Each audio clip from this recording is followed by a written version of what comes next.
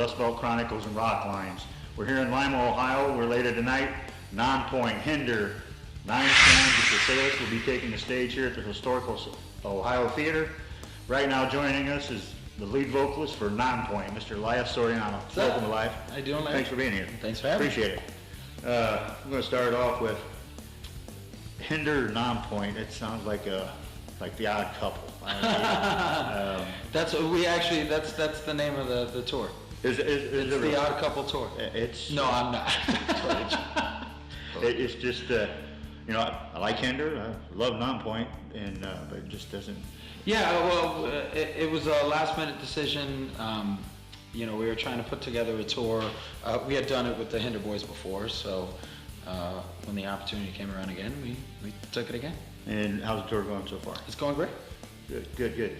Speaking of touring, I know this tour ends in a couple weeks, and then you're going to start a new one with Waylon Reeves' new band, A Killer Confession. Yep. And I know I've seen you've got sporadic dates at the end of the year. I've also read, online too, that you guys are not going to be touring next year. No. Now, is that to, as a fan, work on new music, or is it just time for some family time? And it's a little bit of both. You know, we're that non-stop kind of band, and you know, we want to take a breather and spend some time with our family, and you know, decompress a little bit. Well, that makes sense. You guys have been going since 2001, I think, non-stop. Pretty much, yeah. So, I've been to multiple shows, and you guys up on stage when you're up there, you're full of energy. Looks like you're having a good time. I mean, is it that way when you're not on stage? Yeah. Well, I mean, we're kind of relaxed kind of guys. You know, we've been doing this a long time, so you know, our downtime is down.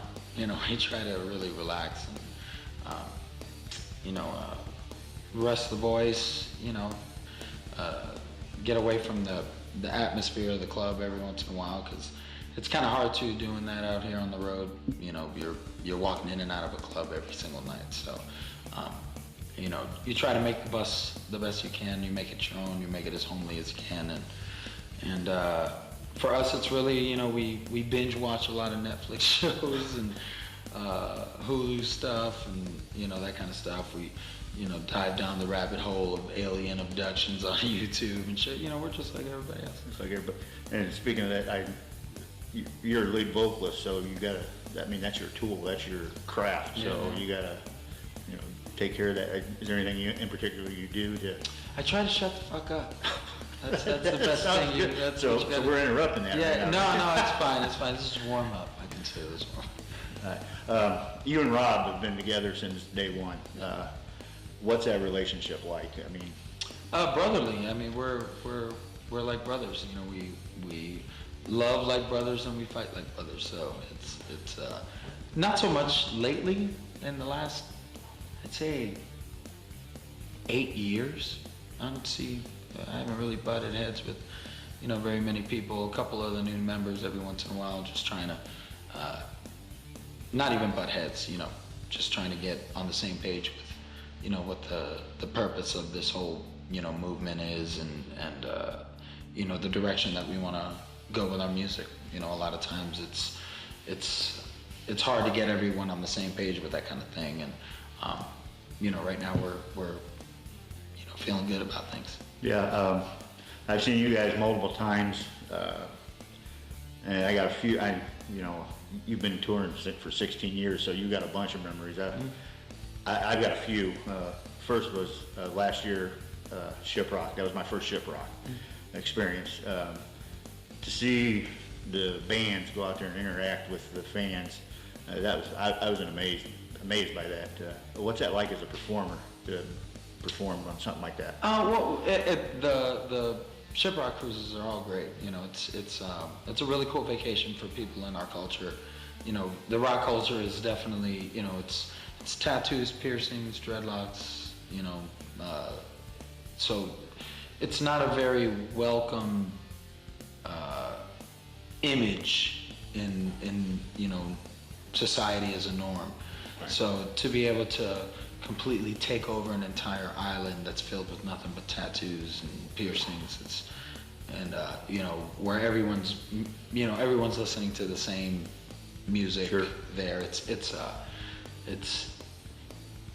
It's really cool. You know, it's nice to not get stared at on vacation for a week. Sure, you that know, makes sense. And you know, having, you know, that freedom, I bet for everyone on Shiprock is the same. They probably don't even realize it, but you know, that's definitely what you're getting on Shiprock for. Yeah, that, You know, the bands are just, you know, incidental. they're just, yeah, that makes sense to me. Speaking of Shiprock, I was there again this year. I don't think I'll miss another one. I had a great time. Come off the boat, go to Fort Lauderdale, the 20th anniversary show. That was absolutely amazing. That was pretty insane. Yeah. We're actually gonna be selling that show next week, online download for 75% off. Well, cool. Yeah, I already got mine. I got that little. Yeah. We got a lot of people.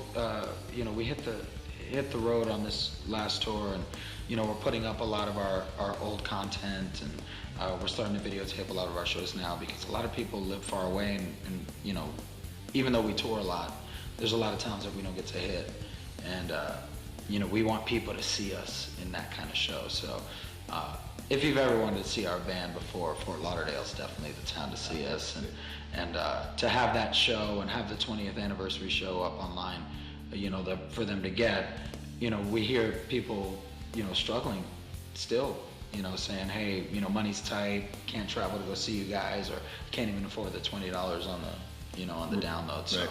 what we're doing is, you know, giving them an opportunity to say, we hear you guys, and, you know, we're gonna just pretty much break even on this, just so that way they can, you know, have that piece of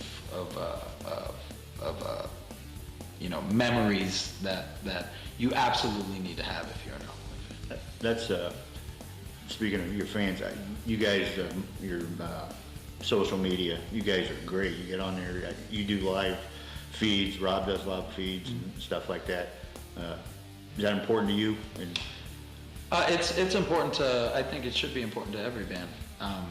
Me personally, I do a lot of the behind the scenes stuff. I'm you know, doing a lot of the, setting up a lot of the marketing for the future of the band, and you know, my head is kind of in that.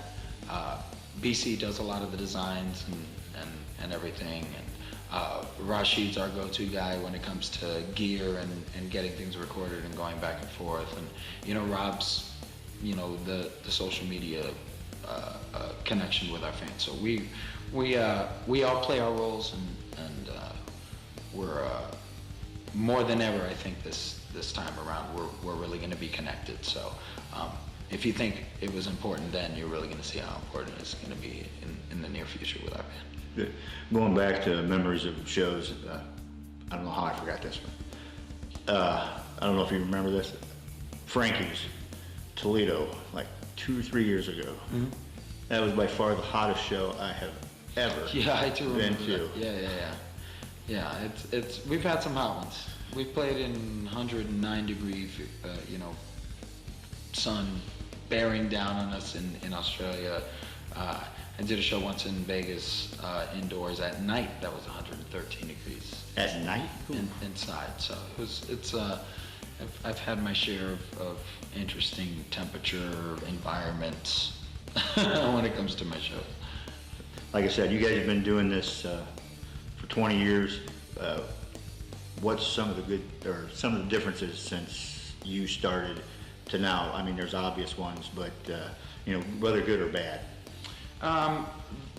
The way people create music and the way people are getting their music is really the biggest differences in the music, I think, right now. You know, anyone can make a decent sounding record with their laptop computer now. So, you know, I remember when I started, I had to buy a $15,000 rig that was made by a company that didn't make those rigs for everyone, you know. So, you know, we've seen a lot of changes. You know, I've seen a lot of genres come and go. I've seen a lot of formats come and go.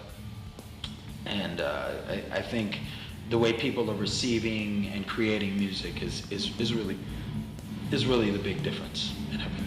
Who were some of your influences as you were getting into the music industry?